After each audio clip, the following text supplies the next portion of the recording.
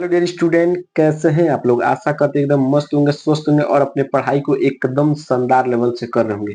आज की इस वीडियो में क्लास 10th 2025 एग्जाम के लिए हम लोग very very most important question करने वाले हैं। साइंस में यदि अभी तक आपने कुछ भी नहीं पढ़ा है और आपका जो साइंस का पेपर वो 4 मार्च को है और आप चाहते हैं कि इस विषय में अच्छा स्कोर कर लें, तो आपके लिए वीडियो बहुत ज्यादा यूजफुल होने वाला है। क्योंकि इस वीडियो में मैंने लगातार कई साल से पूछे जा रहे क्वेश्चन को मैंने लाया है और 2025 एग्जाम में 100% ये सभी प्रश्न छप जाएंगे। ठीक है, आप देख लीजिए प्रश्न कितने साल से पूछे जा रहे हैं और मोस्ट इंपोर्टेंट क्वेश्चन है। फिजिक्स, केमिस्ट्री और बायोलॉजी तीनों को मिलाकर मैंने इस प्रश्न को बनाया है और सभी प्रश्न का उत्तर भी मैंने साथ साथ में लिखा है ताकि आपको इधर उधर नहीं खोजना पड़े और आप डायरेक्ट इस वीडियो को देखकर इसको याद करके अपना नंबर फिक्स कर लीजिए। ठीक है, तो चलिए वीडियो को स्टार्ट करते हैं। और वीडियो को स्टार्ट करने से पहले यदि आप हमारे चैनल पहली बार आए तो चैनल को सब्सक्राइब कर लीजिएगा, वीडियो को लाइक और प्यारा सा कमेंट जरूर कीजिएगा बाबू। मैं इसी तरह सभी सब्जेक्ट का मोस्ट वांटेड क्वेश्चन इस चैनल पर अपलोड कर रहा हूँ, तो आप जाकर उन सभी वीडियो को देख लीजिए और 2025 के एग्जाम में धमाल मचा दीजिए। ठीक है, तो इन सभी प्रश्नों का उत्तर जब मैं बता दूंगा तो आप उसका अंत में स्क्रीनशॉट लेकर अपने कॉपी पे लीजिएगा। एकदम सरल भाषा में लिखा गया है इसका उत्तर। ठीक है, ताकि आप एक बार पढ़ के उसको याद कर लें। ठीक है, तो चलिए वीडियो को स्टार्ट करते हैं और सबसे पहला प्रश्न का उत्तर सबसे पहले प्रश्न का उत्तर हम देखते हैं कि विद्युत साइंस श्रेणी किसे कहते हैं। ठीक है, तो विद्युत साइंस श्रेणी के बारे में आपको परिभाषा में सबसे पहले आपको हेड लगाना है ब्लैक पेन से विद्युत रसायन श्रेणी। यानी क्या लगाना है, विद्युत रसायन श्रेणी आपको हेड लगाना है। फिर लिखना है कि जब धातुओं को उनकी घटती क्रियाशीलता के क्रम में व्यवस्थित किया जाता है तो प्राप्त श्रेणी को विद्युत रसायन श्रेणी कहते हैं। ठीक है, क्या होता है वो कि जब जो भी धातुएं हैं उनकी घटती क्रियाशीलता क्रम में व्यवस्थित किया जाता है तो जो श्रेणी प्राप्त होती है उसे क्या कहते हैं, विद्युत रसायन श्रेणी कहते हैं। ठीक है, ये रहा आपका विद्युत रसायन श्रेणी का परिभाषा। एकदम आसान भाषा है, एकदम कम शब्दों में लिखा गया। यदि आपको नहीं याद होगा तो आप बताइएगा। ठीक है, तो आपको ब्लैक पेन से लगाना है विद्युत रसायन श्रेणी, फिर आप कितना लिखना है, फिर अब इसके दो अनुप्रयोग क्या लिखना है उसको ध्यान से लेना। आपको हेडिंग लगाना है विद्युत रसायन श्रेणी के अनुप्रयोग। ठीक है, उसमें पहला लिखना है, आपको पहला क्या लिखना है, पहला लिखना है धातुओं की क्रियाशीलता की तुलना में। मान लीजिए कौन धातु कितना क्रियाशील है, वो कैसे पता करते हैं, विद्युत रसायन श्रेणी की मदद से पता करते हैं कौन धातु कितना क्रियाशील है। ठीक है, ये पहला अनुप्रयोग हो गया। फिर दूसरा अनुप्रयोग लिखना है कि धातुओं की अपचयन क्षमता की तुलना करने में। ठीक है, कि कौन धातु कितना कितना ज्यादा अपचयन क्षमता रखता है, उसकी तुलना किससे की जाती है, वो विद्युत रासायनिक श्रेणी से की जाती है। ठीक है, तो इस तरह आपको पहला प्रश्न क्लियर हो गया। चाहे तो आप इसके स्क्रीनशॉट ले सकते हैं और इसको तैयार कर सकते हैं। बस यदि इतना ही आपने कर लिया तो 95% स्कोर होने से कोई नहीं हो सकता है बाबू। ठीक है, तो पहला प्रश्न आपको क्लियर हो गया होगा विद्युत साइंस श्रेणी वाला। ठीक है, अब हम लोग बढ़ते हैं दूसरे प्रश्न पर। दूसरा प्रश्न देखिए ध्यान समझिएगा। दूसरा प्रश्न है कि उदासीनीकरण क्रिया किसे कहते हैं। उदासीनीकरण क्रिया किसे कहते हैं, very very most important question है। उदासीनीकरण क्रिया किसे कहते हैं या उदासीनीकरण क्रिया का लिखना है, संक्षिप्त में टिप्पणी लिखना है। ठीक है, तो उदासीनीकरण क्रिया देख सकते हैं कितने साल पूछा गया, 2024, 23, 22, 18 और 16 में पूछा गया। ठीक ना, क्वेश्चन 2024 के पेपर में 7 सेट बने थे, उन सातों में से कम 4 सेट में पूछा गया प्रश्न कि उदासीनीकरण क्रिया किसे कहते हैं या उस पर संक्षिप्त टिप्पणी लिखिए। दोनों एक ही है, कोई भी लैंग्वेज बोल दे किसे कहते हैं या संक्षिप्त टिप्पणी लिखिए, तो मैं जो बताऊंगा आपको वही एग्जाम में लिखना है, उससे ज्यादा आपको एग्जाम में नहीं लिखना है। ये सभी लॉन्ग वाले क्वेश्चन है, आपके एग्जाम में 100% फंसेंगे ही फंसेंगे। ठीक है, तो हेडिंग लगाना है आपको उदासीनीकरण की। हेडिंग क्या लगाना है, उदासीनीकरण की हेडिंग लगाना है। फिर इसमें लिखना है कि जब अम्ल व क्षार की क्रिया आपस में कराई जाती है तब प्राप्त मतलब तब क्या प्राप्त होती है, लवण तथा जल बनता है। इसी वजह क्या कहते हैं, उदासीनीकरण क्रिया कहते हैं। ध्यान से समझिएगा कि जब आप एक अम्ल लेंगे और एक क्षार लेंगे, क्या लेंगे, जब आप एक अम्ल लेंगे और क्षार लेंगे और जो दोनों का आपस में क्रिया कराएंगे तो क्या बनेगा, लवण बनेगा और जल बनेगा। तो इसी क्रिया क्या कहते हैं, उदासीनीकरण क्रिया कहते हैं। अब इसके कुछ एग्जाम्पल लिख दीजिए ताकि आपको फुल नंबर मिल जाएगा। ठीक है, तो एग्जाम्पल क्या है, ध्यान समझिएगा। HCl, HCl क्या है, आपका अम्ल है, HCl अम्ल है। NaOH का एक आपका क्षार है। तो जब अम्ल व क्षार आपस में क्रिया करेंगे तो क्या बनेगा, लवण बनेगा। मतलब NaCl एक लवण है और साथ में क्या बनेगा, जल बनेगा। यही तो अब यह कहलाती है उदासीनीकरण क्रिया कहलाती है। बस आपको इतना लिखना है, आप अब इसका स्क्रीनशॉट ले लीजिए। ठीक है, इसका हम लोग अब बढ़ते हैं अगले प्रश्न पर। अगला प्रश्न क्या है, अगला प्रश्न ध्यान से समझिएगा। अगला प्रश्न क्या है आपका, अगला प्रश्न पूछा है आपका, अगला प्रश्न ध्यान से समझिएगा। अगला प्रश्न क्या है, अगला प्रश्न है कि योगात्मक अभिक्रिया किसे कहते हैं? वेरी वेरी मोस्ट इंपोर्टेंट प्रश्न है कि योगात्मक अभिक्रिया किसे कहते हैं? उदाहरण सही समझाना है, ठीक है। 2024 2023 में पूछा गया और कई बार 2024 के दौरान पूछा गया है। ये भी पूछ सकता है कि उदासीनीकरण अभिक्रिया पर संक्षिप्त टिप्पणी लिखिए। यह भी पूछ सकता है योगात्मक अभिक्रिया किसे कहते हैं? उदाहरण सही समझाइए। कुछ भी पूछे तो आपको मैं जो बताऊंगा वही आपको परिभाषा एग्जाम में लिखना है, ठीक है। तो देखिए योगात्मक अभिक्रिया किसे कहते हैं, मैंने लिखा है ऑलरेडी, बस आप स्क्रीनशॉट ले लीजिए, पहले समझ लीजिएगा फिर स्क्रीनशॉट ले लीजिएगा, ठीक है। हेड लगाना आपको योगात्मक अभिक्रिया, ठीक है। हेड लगा देना, फिर इसमें लिखना है कि वह वे अभिक्रियाएं, वे अभिक्रियाएं जिनमें एक या एक से अधिक अभिकर्मक परस्पर मिलकर एकल उत्पाद का निर्माण करते हैं उसे योगात्मक अभिक्रिया कहते हैं। मोस्ट इंपोर्टेंट वाला परिभाषा है, चैप्टर 1 का परिभाषा है योगात्मक अभिक्रिया कि जब जिनमें एक या एक से अधिक अभिकर्मक मिलकर एकल उत्पाद का निर्माण करते हैं उसे क्या कहते हैं? योगात्मक अभिक्रिया कहते हैं, ठीक है। उदाहरण देखिएगा, उदाहरण क्या लिखना है? CaO, CaO कैल्शियम ऑक्साइड बोलते हैं बिना बुझा हुआ चूना, तो क्या बोलते हैं? अगर आ जाए कि बिना बुझा हुआ चूना का सूत्र क्या होता है तो उसको बताना CaO, ठीक है। तो CaO क्या है? बिना बुझा हुआ चूना। जब बिना बुझा हुआ क्रिया किससे कराते हैं? जल से कराते हैं तो क्या बनता है? बुझा हुआ चूना। एक किसका सूत्र है? बुझा हुआ चूना को कैल्शियम हाइड्रोक्साइड बोलते हैं, ठीक है। और साथ में क्या निकलता है? उष्मा निकलता है। तो यहाँ पर दो अभिकर्मक है, जो अभिक्रिया में भाग लेते हैं उसको बोलते हैं अभिकर्मक, और अभिक्रिया से प्राप्त जो बनता है उसे क्या बोलते हैं? उत्पाद बोलते हैं। तो इसमें दो अभिकर्मक है, इन दोनों से क्या मिल रहा है? एकल उत्पाद, मतलब केवल एक ही उत्पाद मिल रहा है, बन रहा है, तो उसे क्या बोलते हैं? योगात्मक अभिक्रिया कहते हैं, ठीक है। अब इसका चाहे तो स्क्रीनशॉट ले लीजिएगा, ठीक है। अब हम लोग बढ़ते हैं इसके अगले वाले प्रश्न पर। अगला प्रश्न क्या है? ध्यान समझिएगा, अगला प्रश्न इंपॉर्टेंट प्रश्न है। और अगला प्रश्न क्या है? Numerical question. ध्यान समझिएगा, न्यूमेरिकल क्वेश्चन क्या है? मोस्ट इंपोर्टेंट न्यूमेरिकल क्वेश्चन है। यदि आपने इसको कर लिया तो यहाँ से आपका 4 नंबर पक्का हो जाएगा, ठीक है। कह रहा है कि एक 10 सेंटीमीटर फोकस दूरी, एक 10 सेंटीमीटर फोकस दूरी वाले अवतल दर्पण से कितनी दूरी पर एक वस्तु रखी जाए? कितनी दूरी पर वस्तु, मतलब यू का मान पूछ रहा है, ताकि उसका 5 गुना बड़ा, 5 गुना बड़ा, ठीक है, 5 गुना बड़ा प्रतिबिंब बने, जबकि प्रतिबिंब वास्तविक हो। प्रतिबिंब की स्थिति ज्ञात कीजिए। मोस्ट इंपोर्टेंट क्वेश्चन है, 2024 2022 2020 में पूछा गया है, और 2024 में पूछा गया, 2025 में 100% पूछा जाएगा, ठीक है। तो इस न्यूमेरिकल को मैं एकदम आराम से सॉल्व करूंगा, कोई भी दिक्कत नहीं होगा। ध्यान से समझिएगा इस न्यूमेरिकल को, ठीक है। न्यूमेरिकल क्या कह रहा है? ध्यान समझिएगा, कह रहा है कि 10 सेंटीमीटर फोकस अवतल दर्पण, कौन सा दर्पण है? दर्पण कौन है? अवतल दर्पण है। तो अवतल दर्पण है, तो एग्जाम में आपको कैसे न्यूमेरिकल सॉल्व करना वो मैं आपको बता रहा हूँ। इसी तरह आपको एग्जाम क्या करना है? कोई भी न्यूमेरिकल आ जाए उसको सॉल्व करना है, ठीक है। तो सबसे पहले लिखना है हल। क्या लिखना है? हल। ऐसे ही आपको एग्जाम लिखना है, एक भी नंबर नहीं कटेगा। क्या लिखना है? हल। क्या लिखना है? हल। फिर लिखिएगा दिया है। क्या किया है? दिया है। जो दिया है पहले उसको लिख लीजिए, ठीक है। क्योंकि आपका जो कॉपी चेक होता है वो स्टेप वाइज चेक होता है, ठीक है। तो यदि आप आंसर में नहीं लाएंगे तभी आप स्टेप वाइज लिख देंगे तो 1-2 नंबर मिल जाएंगे, ठीक है। तो दिया है, क्या दिया है? क्या दिया? फोकस दूरी, मतलब फोकस दूरी किसे लिखते हैं? एफ से लिखते हैं, ठीक है। कितना दिया है? 10 सेंटीमीटर।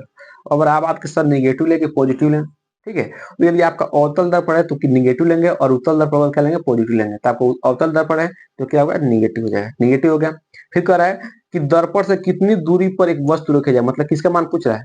यू का मान पूछ रहा है। वस्तु कितनी दूरी पर रखी जाए, मतलब यू का मान पूछ रहा है, ताकि उसका 5 गुना, प्रश्न का जान इसी में 5 गुना में, ठीक है ना। यदि आपको कहीं भी किसी भी प्रश्न में 5 गुना, 3 गुना, 2 गुना, 10 गुना, 12 गुना, कुछ भी गुना बोल दे तो समझिए को किसका मान दिया? आवर्धन का मान दिया, मतलब यम का मान दिया है। तो यम का मान कितना दिया है? यम का मान आपको कितना दिया है? 5 गुना। सर 5 गुना दिया है तो क्या आवर्धन का मान निगेटिव लेके पॉजिटिव, ये बात रहा। तो ध्यान समझिएगा, निगेटिव पॉजिटिव कैसे पकड़ना मैं आपको बता देता हूँ। जब भी आपको प्रतिबिंब क्या बोलेगा? वास्तविक बोलेगा। क्या बोलेगा? वास्तविक बोलेगा तो आपको यम का मान निगेटिव लेना है। जब भी आपको आभासी बोलेगा तो आपको यम का मान निगेटिव लेना है, सॉरी पॉजिटिव लेना है। वास्तविक बोलेगा तो निगेटिव लेना है, अगर आभासी बोलेगा तो पॉजिटिव लेना है, ठीक है। तो यहाँ पर वास्तविक बोला निकाल लिया, निगेटिव ले लिया, यहाँ तक समझ आ गया, ठीक है। अब आपसे क्या क्या पूछ रहा है? आपसे पूछ रहा है यू का मान पूछ रहा है, ठीक है। प्रतिबिंब की स्थिति विज्ञात कीजिए, मतलब आपसे भी का मान पूछ रहा है, दो चीज पूछ रहा है, ठीक है। दोनों चीज कैसे निकालना? ध्यान से, यही तो प्रश्न का जान है, ठीक है। कैसे समझना मैं बताता हूँ। सबसे पहले आपको जो दिया है उसको लिख लीजिएगा। जब भी प्रश्न में 5 गुना, 2 गुना, 3 गुना, 4 गुना बोलो तो समझिएगा किसका मान दिया है? यम का मान दिया है। सर निगेटिव लेकर पॉजिटिव, यदि आपने पॉजिटिव ले लिया तो समझिए आंसर गलत आएगा और आपको एक भी नंबर नहीं मिलेगा, ठीक है। तो आपको ध्यान रखना कि जब भी वास्तविक बोलेगा तो निगेटिव लेना है, और जब आभासी बोलेगा तो पॉजिटिव लेना है। तो यहाँ पर वास्तविक बोला था तो मैंने निगेटिव ले लिया। अब आपको क्या करना है? ध्यान से लीजिएगा, आपको यू और भी का मान निकालना है।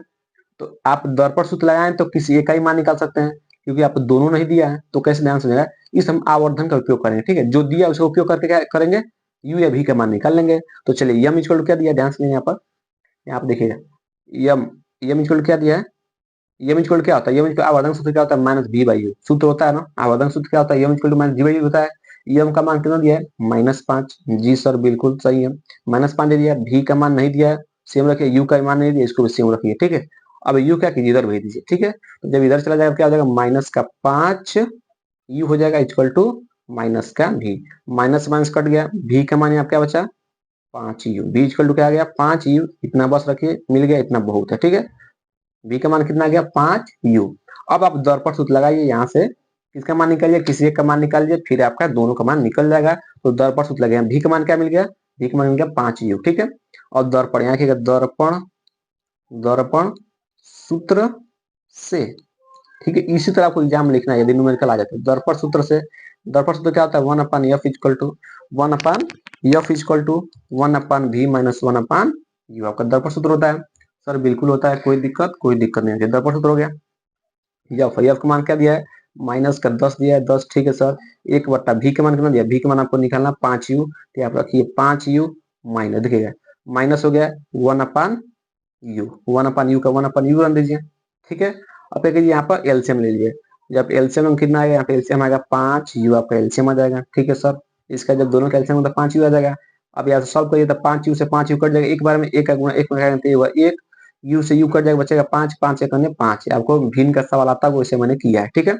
माइनस का 1/10, ठीक है, ये घटाएंगे कितना जाएगा -4 इक्वल टू क्या होगा 5u, ठीक है।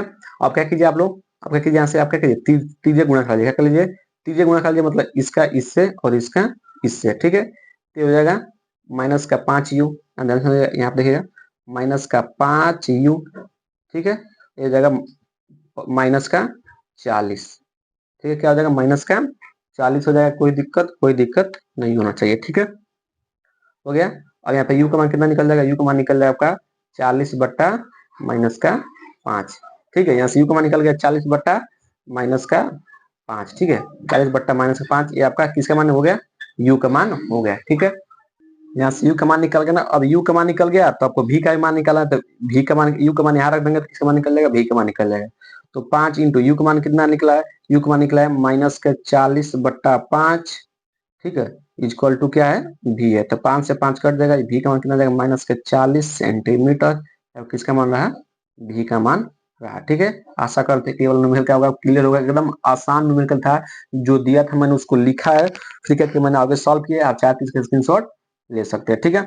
फिर हम लोग बढ़ते हैं अगले प्रश्न पर, प्रश्न very very most important numerical था एक आपका, ठीक है। अब हम लोग बढ़ते हैं अगले प्रश्न पर। अगला प्रश्न क्या है ध्यान सुनिएगा, 5वां नंबर प्रश्न है कि फ्लेमिंग के बाएं हाथ का नियम लिखिए। मोस्ट इंपोर्टेंट प्रश्न है, मोस्ट इंपोर्टेंट प्रश्न है, फ्लेमिंग के बाएं हाथ का नियम लिखिए। 2024 में 7 सेट बने थे और 7 सेट में कम से कम 4 सेट में प्रश्न आया है कि फ्लेमिंग के बाएं हाथ का नियम लिखिए, फ्लेमिंग के बाएं हाथ का नियम को स्पष्ट कीजिए, ठीक है। और फ्लेमिंग के बाएं हाथ का जो नियम है ये किस भौतिक राशि की दिशा ज्ञात करने के लिए मतलब किस भौतिक राशि का दिशा ज्ञात किया जाता है, ठीक ना, फ्लेमिंग बाएं हाथ के नियम के द्वारा। ध्यान सुनिए प्रश्न क्या किस तरह पूछेगा कि फ्लेमिंग के बाएं हाथ के नियम लिखिए और यह किस भौतिक राशि की दिशा ज्ञात करने के लिए प्रयोग किया जाता है, ठीक है, किसकी दिशा ज्ञात करने के लिए प्रयोग पूछेगा, ठीक है। तो ध्यान से फ्लेमिंग के बाएं हाथ का नियम अभी मैं बताऊंगा, लिख कर रखा हूं बताऊंगा, पहले ध्यान सुनिएगा कि फ्लेमिंग के जो बाएं हाथ का नियम है इसका प्रयोग हम कब करते हैं, बल की दिशा ज्ञात करने के लिए, किसी चालक तार पर लगने वाली बल की दिशा अगर ज्ञात करना हो तो किसका प्रयोग करते हैं हम लोग, फ्लेमिंग के बाएं हाथ का नियम का। बल की दिशा ज्ञात करने किसका प्रयोग करते हैं, फ्लेमिंग के बाएं हाथ का नियम का, ये आपको याद रखना है। अब आपको फ्लेमिंग के बाएं हाथ का नियम क्या होता है उसको आपको बताना है, तो चलिए कैसे लिखना है, कितने शब्दों में लिखना है, एकदम आसान भाषा में लिखा है, ध्यान से आप लोग समझिएगा, ठीक है, कि फ्लेमिंग के बाएं हाथ का नियम कैसे लिखना है। सबसे पहले आपको हेडलाइन लगाना है, फ्लेमिंग के बाएं हाथ का नियम, ब्लैक पेन से हेडलाइन लगा देना है, ठीक है। फिर इसमें क्या लिखना है, फ्लेमिंग के बाएं हाथ का नियम हेडलाइन लगा देना ब्लैक पेन से, फिर लिखना कि इस नियम के अनुसार यदि हम अपने बाएं हाथ की अंगूठा, अंगूठा जानते हैं तर्जनी, देखिए ध्यान सुनिएगा, ये आपका अंगूठा हो गया, ये आपका तर्जनी हो गया, ये हो गया मध्यमा, ठीक है। इन दोनों का काम नहीं है, इन दोनों का काम नहीं है, इनको हटा दीजिए, अंगूठा तर्जनी और क्या है आपका मध्यमा, ठीक है।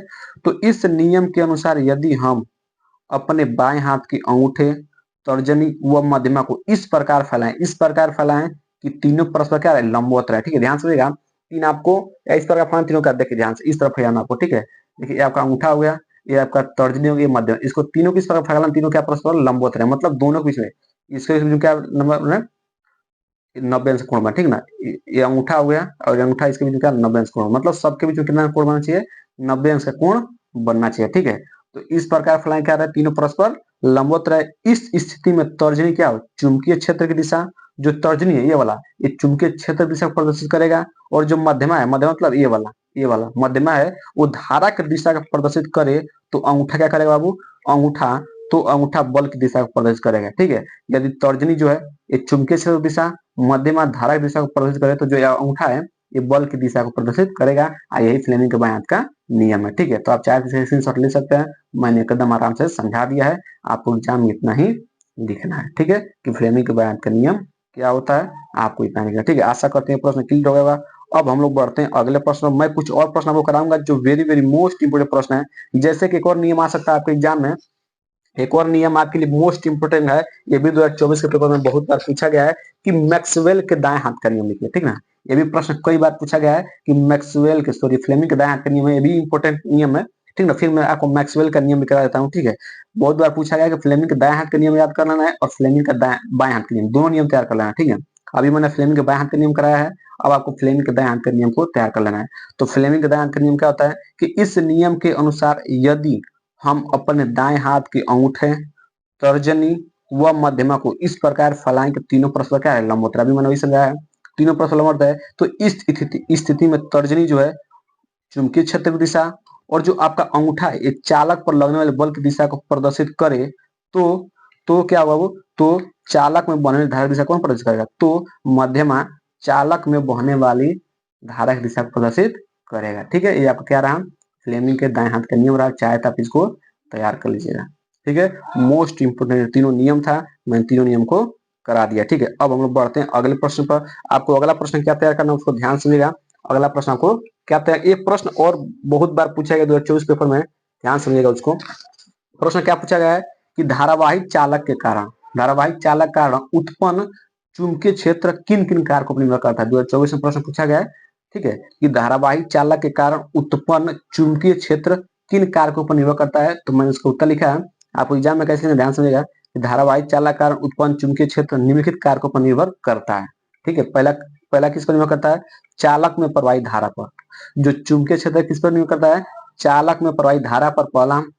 फिर दूसरा लिखना है कि चालक की लंबाई पर, किस पर निर्भर करता है, चालक की लंबाई पर। फिर किस पर निर्भर करता है, चालक से बिंदु की दूरी पर, चालक से बिंदु की दूरी पर। फिर चौथा लिखना है कोण पर, मतलब थीटा पर, ठीक है। तो इस तरह चुंबकीय क्षेत्र की धारावाहिक चालक के कारण उत्पन्न चुंबकीय क्षेत्र इन कारकों पर निर्भर करता है। आप चाहे तो इसका स्क्रीनशॉट ले सकते हैं, ठीक है।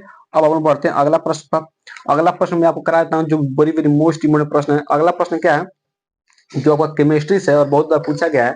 प्रश्न क्या पूछा गया, द्विविस्थापन अभिक्रिया किसे कहते हैं, या द्विविस्थापन अभिक्रिया संक्षिप्त टिप्पणी लिखिए। ये बहुत बार पूछा गया है। इस तरह पूछा गया कि द्विविस्थापन अभिक्रिया किसे कहते हैं, इस तरह पूछ सकता है, या द्विविस्थापन अभिक्रिया पर संक्षिप्त टिप्पणी लिखिए, ठीक है। लिखिएगा कि ऐसी अभिक्रिया, क्या लिखना है, ऐसी अभिक्रिया जिसमें अभिकारकों के बीच आयनों का आदान प्रदान होता है तथा नए यौगिक बनते हैं, द्विविस्थापन अभिक्रिया कहलाता है, ठीक है। द्विविस्थापन अभिक्रिया क्या होता है कि ऐसी अभिक्रिया जिसमें अभिकारकों के बीच आयनों का आदान प्रदान होता है तथा नए यौगिक बनते हैं, द्विविस्थापन अभिक्रिया कहलाते हैं, ठीक है। अब अगला प्रश्न है विस्थापन अभिक्रिया, ठीक है। दोनों तरह द्विविस्थापन अभिक्रिया क्या होता है और विस्थापन, ये दोनों तैयार कर लेना है। तो विस्थापन अभिक्रिया क्या होती है कि जब कोई तत्व दूसरे तत्व को उसके यौगिक से विस्थापित कर देता है तो विस्थापन अभिक्रिया कहलाती है, ठीक है। जब कोई तत्व दूसरे तत्व को उसकी यौगिक से क्या करता है, विस्थापित कर देता है, उसे क्या करते हैं, विस्थापन अभिक्रिया करते हैं। आप तो ये दोनों प्रश्न क्या करता है, आपको केमिस्ट्री चैप्टर 1 का मोस्ट इंपोर्टेंट क्वेश्चन थे और बहुत बार पूछे गए, ठीक है। तो आज की इस वीडियो में केवल इतना ही प्रश्न रहता है। सबसे पहले आपको इतना प्रश्न तैयार करना है, बाकी मैं आपको अगला प्रश्न जो भी अभी इसमें मोस्ट इंपोर्टेंट क्वेश्चन बचेंगे मैं उसको अगले वीडियो में कवर कर दूंगा, क्योंकि ज्यादा लंबी वीडियो हो जाएगी। यदि आपको ज्यादा लंबी वीडियो चाहिए तभी भी आपको कमेंट करना है, वीडियो कैसा लगा है कमेंट बॉक्स में जरूर दीजिएगा। यदि अच्छा लगा तो चैनल को सब्सक्राइब कीजिएगा, वीडियो को लाइक और प्यारा सा कमेंट जरूर।